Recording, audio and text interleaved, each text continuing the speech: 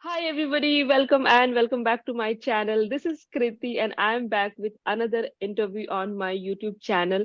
And in 2023, I really aim to do at least one interview every month.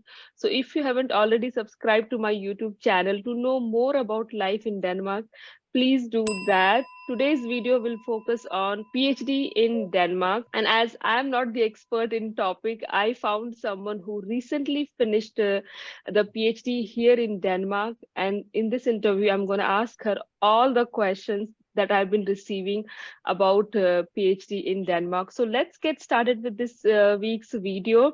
Shambhavi, hello and big welcome to my YouTube channel. To begin with, tell us a little bit about yourself, about, like how long you've been living here in Denmark. Hi Kriti, thank you for having me on your channel, and yeah, I'm very happy to talk about my experience. So I'm Shambhavi. I'm from India. My hometown is Lucknow, and I've been here in Denmark for 4.5 years. I moved in 2018 for my PhD, and then yeah, I finished my PhD in 2022 January, and then after that I've been working here in a Danish company. So yeah, it's been a good journey to do a PhD and then now a job and living here. Yeah. So Shambhavi, you did like your maybe masters in India, and then you chose Denmark for PhD. So I really want to know why did you choose Denmark for PhD? Was there any other country in your mind, or was it like India only, like to do it from India? So yeah, that's true. My master's was from India. I did bachelor's and master's both from Delhi University, and after that, I was looking for PhD opportunities across all over Europe. So I was applying for universities in UK and then also in Germany, Switzerland, and Denmark was an option. So Denmark as a country initially to be honest, it was not my first choice, and I was not choosing a country, but I was looking for more of the university in different countries and the faculty, the kind of research they're doing, if it aligns with what I want to do. And Denmark was a great fit because the Copenhagen University, where I did my PhD from, their department and their faculty were the research they were doing was exactly what I wanted to do. So it fit very well with my goals and my research ideas. Yeah, I applied for my PhD in Denmark, and thankfully I got it. India was not the best choice for me. I personally did not want to do it in India because for psychology, it's not that advanced, the research. So research here is better, the faculty is better, the publication and everything is a bit better if you compete with the world. So yeah, Denmark was a good choice. And what I understood is like that you did it from Copenhagen University and in psychology. So, Shambhavi, could you help us? Like, even I don't know, like, what goes behind when you choose to do PhD? Like, what's the application process, and how was it for like Denmark? Application process is, there's a general process of application, and then of course there's a field specific process. So I can talk about my experience of how I went about it. So for psychology, I knew that in general, doing research or having interest in research, I found that okay, after my masters, when I did my thesis dissertation, I really liked doing that. And after that, based on that, I thought okay, research is something that is a good field, and I can do something about it, and I can also pursue it as a PhD.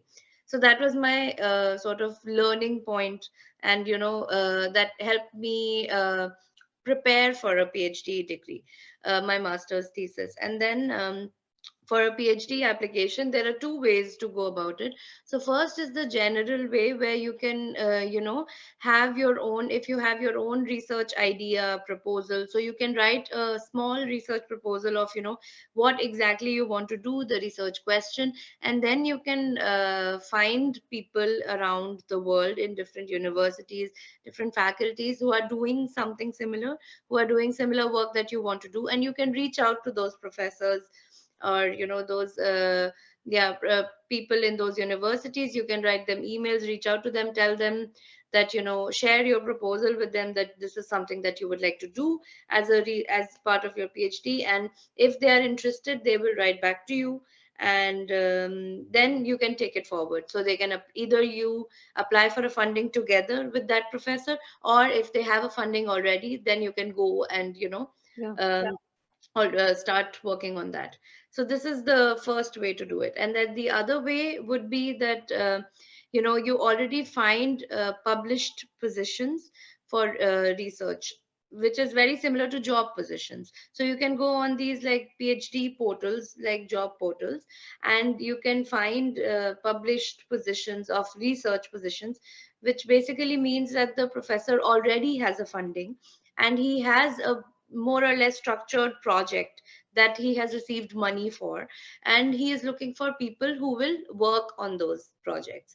So this is the second way. So you can find either a published project that is already there, and if it fits with your goals, your project ideas, then you can definitely go for it, apply for those positions. They already have the funding, so you don't have to worry about the money part, or living and also funding the education part.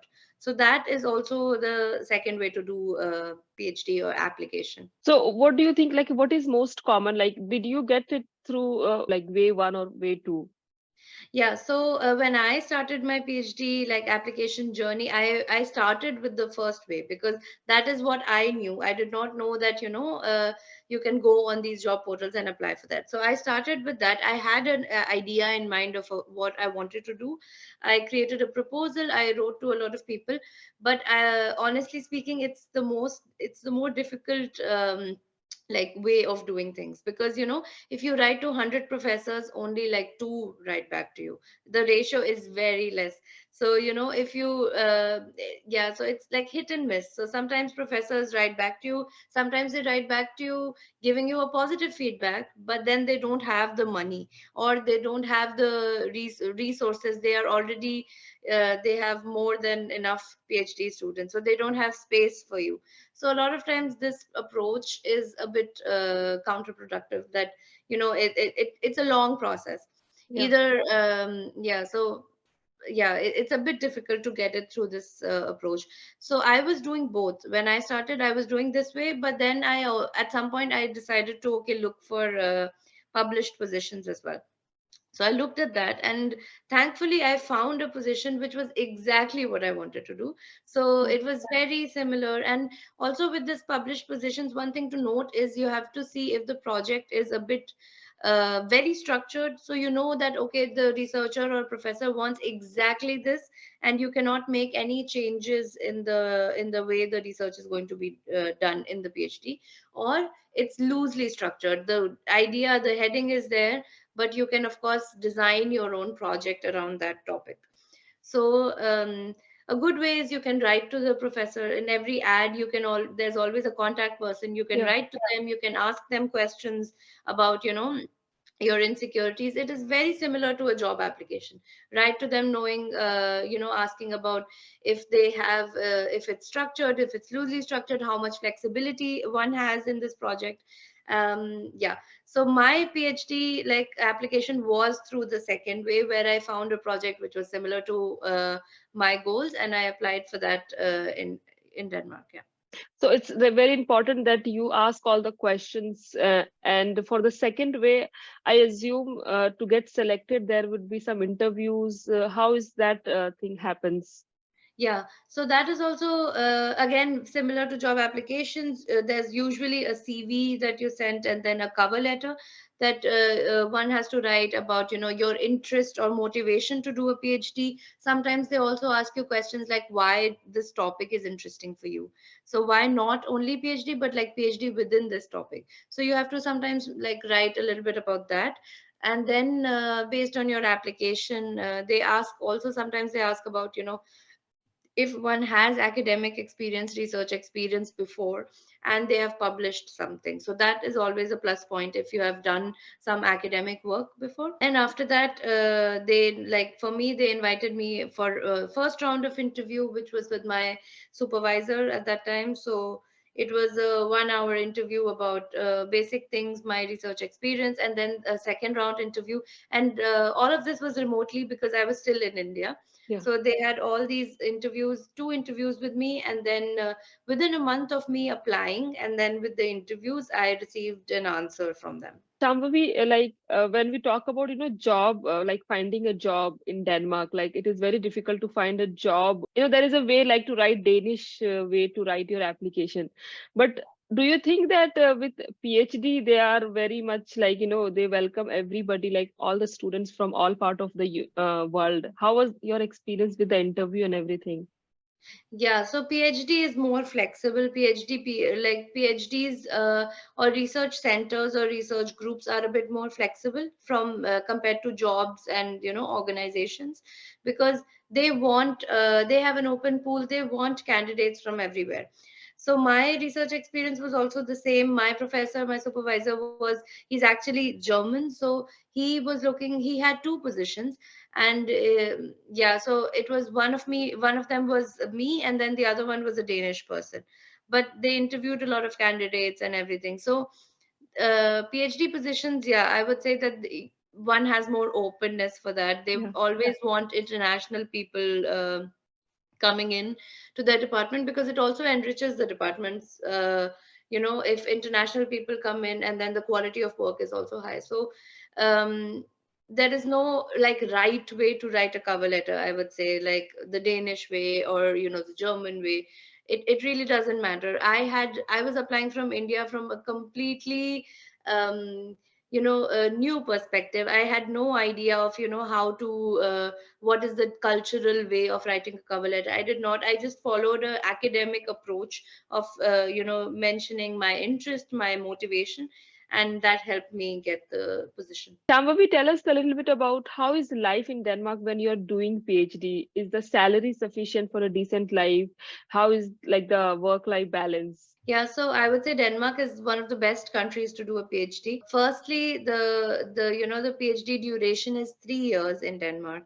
So a lot of times people do extend it a little bit, but more or less like maximum one more year. So a lot of most people finish their PhDs in 4 years maximum. So timeline is very crucial and very important for any PhD student, and that is where Denmark is a plus. Denmark definitely is one of the best funded PhDs in the world. It is the second best in Scandinavia after Switzerland. So a PhD researcher gets enough money in Denmark to have a decent life. And I'm talking about living in Copenhagen, which is one of the most expensive cities in the world. So definitely a PhD student has enough money to have a decent life, have a good apartment, and also spend some money outside of work, if they want to socialize and everything. So yeah, PhD salary here is very good. I think work life balance is the third thing that becomes very crucial in Denmark, and it also does impact the PhD life also, because in general PhDs are a bit hectic. It's not like a normal job, and you're kind of responsible for your own work, your own academic work. And because of the like 3 year timeline, it's also a bit busy. But at the same time, even beyond all these factors, the PhD in Denmark is still, I would say, more relaxed. People are considerate of your own time, of your personal time.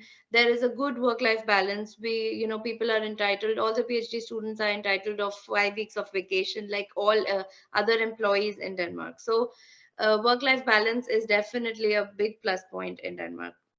I think Denmark is doing good job with work-life balance in every aspect of, life here in Denmark. Yeah, because Okay. PhD students also they are considered as regular employees.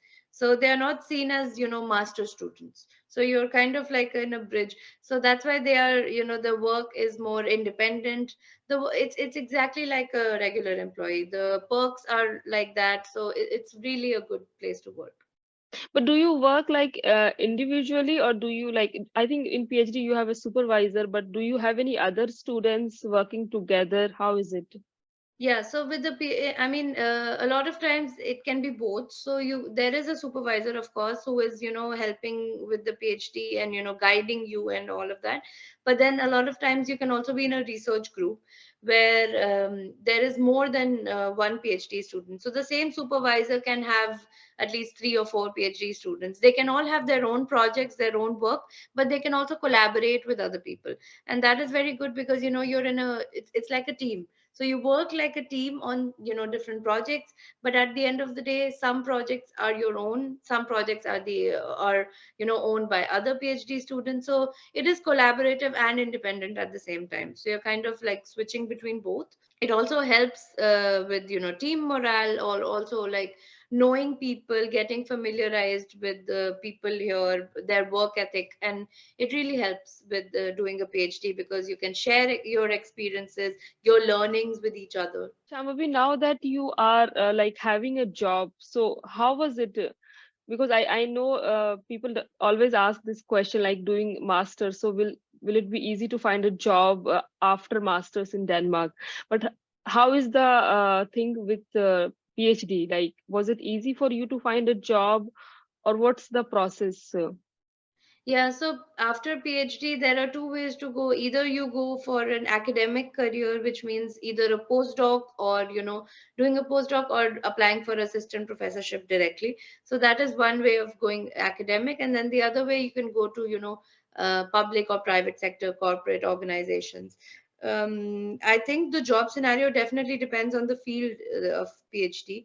So, and also what do you want to do? If it's postdoc academic, then that is more flexible. Then you can either work in Denmark, or you can, a lot of people want to do projects that are outside of Denmark in other parts of Europe. So academic work, I would say, is a bit more flexible. It sometimes it becomes difficult to find a project in the same country that you've done your PhD in, because there might be funding, there might be projects, but they are not what you want to do as part of your postdoc. So with academic work it's a bit tricky, but then a lot of times organizations sometimes have positions that you want to do.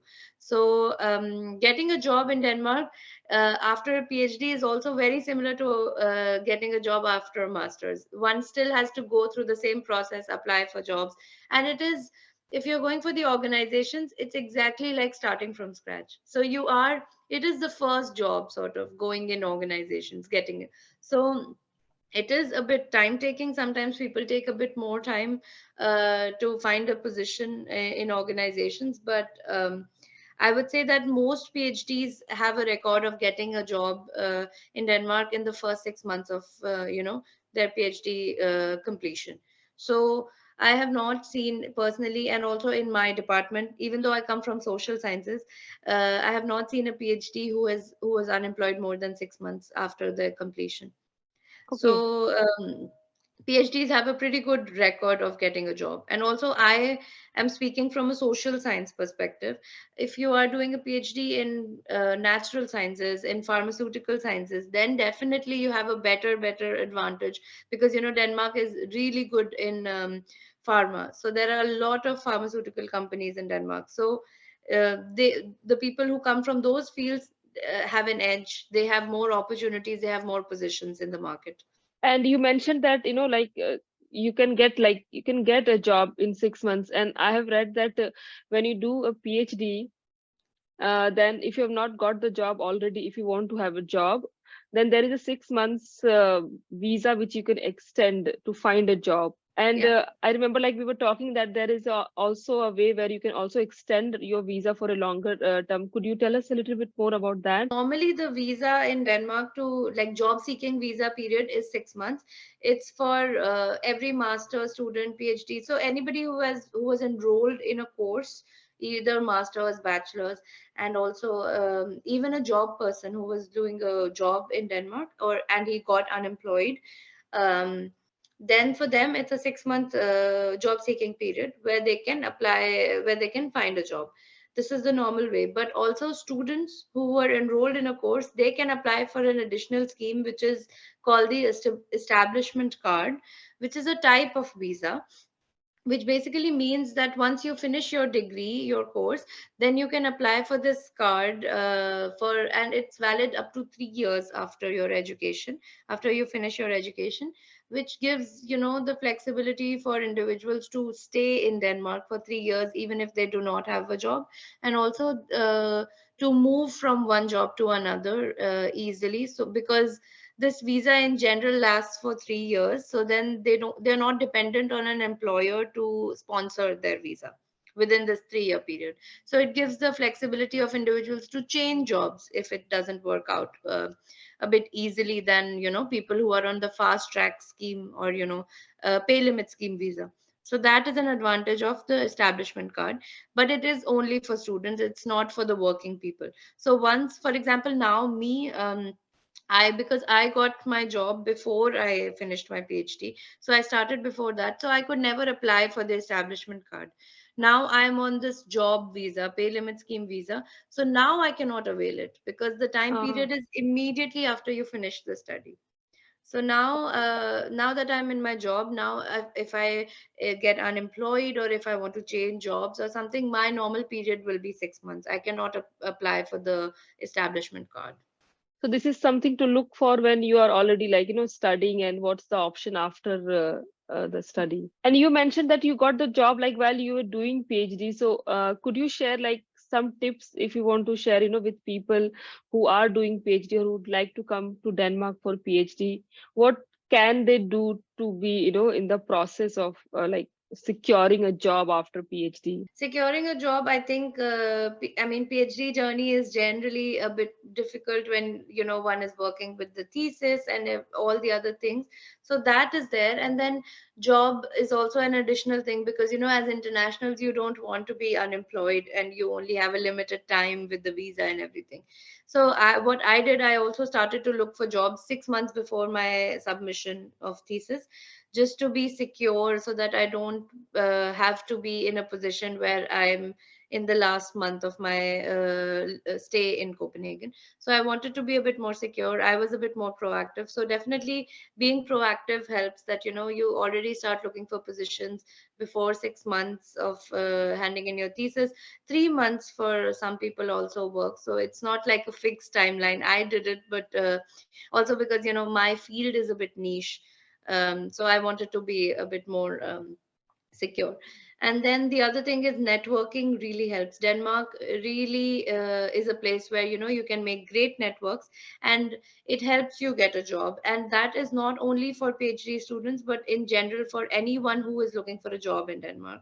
That if you have a good network, it helps you get a position. It helps you at least land an interview for a position, because for example, big companies at like Novo Nordisk, they definitely prefer people who they have received like applications through reference, if they know someone, that if somebody refers you for a position. So networking is a big plus point. Sometimes in these like networking events, one also meets like a good I mean, a person who is working in similar field or background that you are doing, and maybe they don't have a position at the moment, but they might think of you when they have a position Yeah. um, in the company. So networking is definitely something that everybody should do, uh, for even for like future job references. It's definitely helpful. So Denmark, there are a lot of networking events in Yeah. Denmark. So I think once you are here, if you find out, there are so many organizations that help organize these networking events. If you're in your PhD, the university helps in networking events a lot of times. So yeah, definitely that's something that to look out for. Yeah, like keep an eye on, and especially like this networking thing, like everybody has been telling me also, like networking is one way to Yeah, make sure that you're meeting new people and making new connection, and that really helps in the job search. definitely. And LinkedIn is one of the most used platform for getting a job in Denmark. Even though there is I mean, there is Job Index, which is the local Danish job platform, Yeah. but LinkedIn, people still go on LinkedIn and look at your profile. So having a good LinkedIn profile is also really helps. updating it from time to time, and also being a bit more active on LinkedIn, posting and everything. So LinkedIn is one of the best tools to work on. But did you like were you aware about LinkedIn like being so important in Denmark back there, like in India, or did you start to do it here after coming to Denmark? No, so I did have a LinkedIn profile when I was, in India. I was in my masters. I did have it, but I was not very active. I was definitely not posting. I did not have a profile picture. Also, I did update it, but from like not very actively updating it, or not very active on the tool. But now, since I moved to Denmark, and also 2 years being in Denmark and networking and everyone, you in these events you hear about so many things. So after that, I'm a bit more active on LinkedIn now, and putting up a good picture, and writing a small bio and everything, updating everything about your tasks in your current Yeah. organization, past organization. It's something that everyone should do.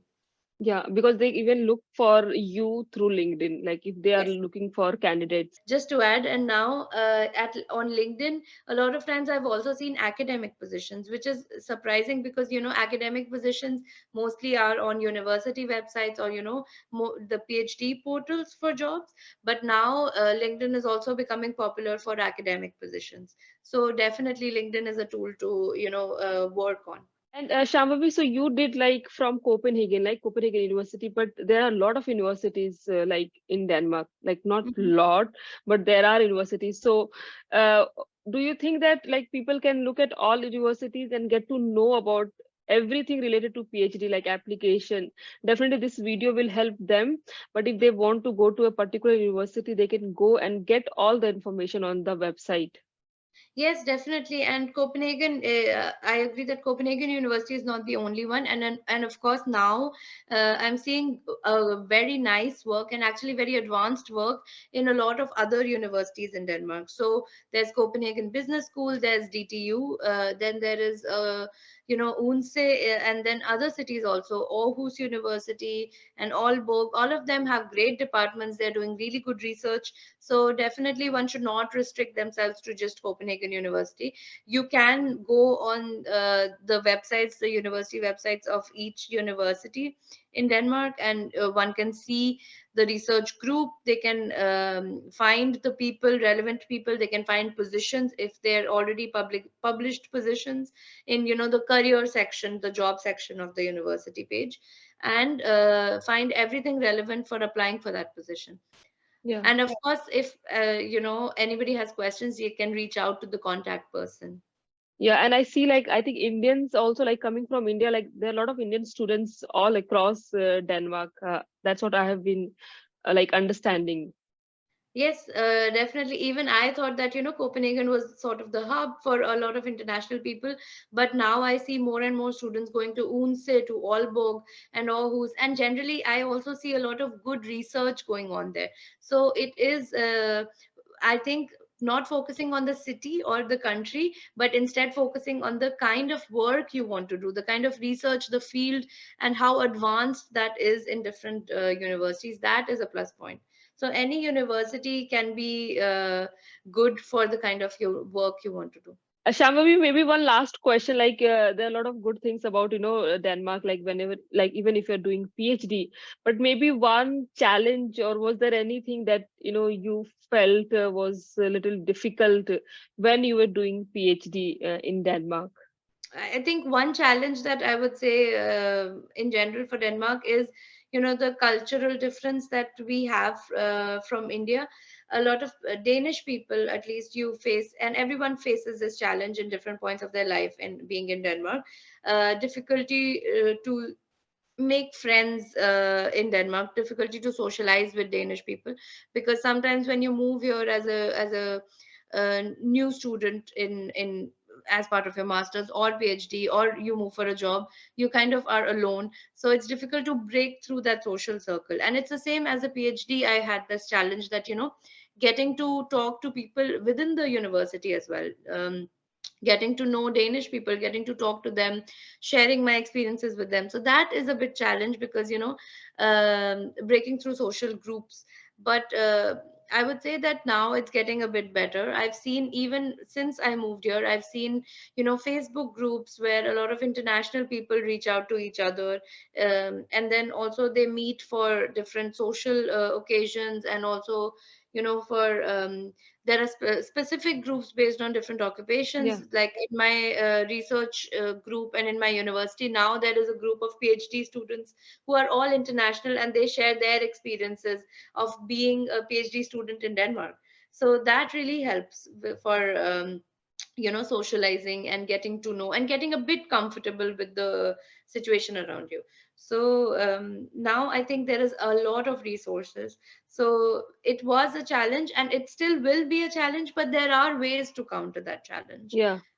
I think you should always search a group on Facebook related to what you are doing, and there is definitely a group I feel in Denmark to like where people are meeting and doing the networking event. Yes, yes. There are Yeah, professional groups, there are personal groups, yeah, and you can find so many like people for different things. If you want to, go to concerts, you'll find people who want to go to yeah. concerts with you. And then if you want to discuss your thesis with someone, you can find someone to do that with you as well.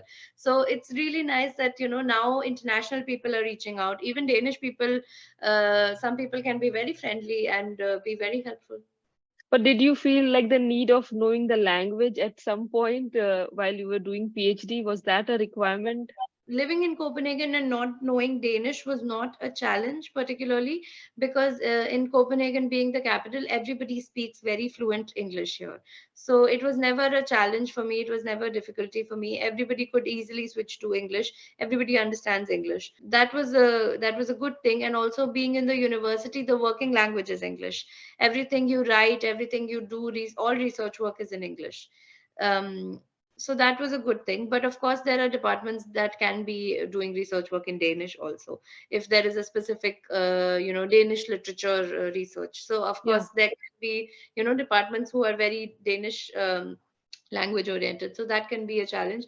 But I would say, at the same time, say that learning Danish helps. Even knowing a little bit goes a good long way, because a lot of people appreciate, Danes really appreciate if you make an effort and learn Danish a little bit. And it helps with like supermarkets, being in a restaurant, reading menus, even for very basic things, having a small talk, understanding what a bus driver is saying.